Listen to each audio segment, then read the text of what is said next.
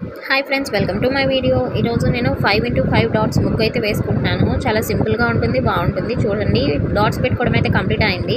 ఇప్పుడు నేను లోపల ఉన్న 2 డాట్స్ని కలుపుకున్నాను. టోటల్ 4 సైడ్స్ కూడా నేను క్లోజ్ చేశాను.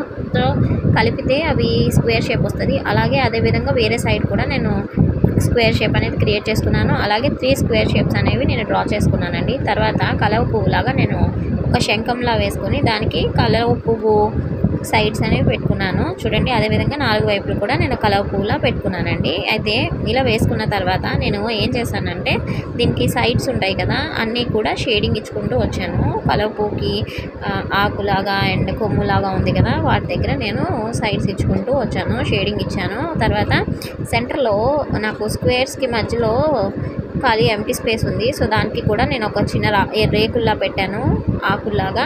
అలానే మధ్యలో పువ్వు వేసుకున్నాను. చివర్లో 4 చక్రాల్లా డ్రా చేసుకున్నాను. ముగ్గు అయితే కంప్లీట్ అయింది. ఎలా అనిపించిందో కమెంట్లో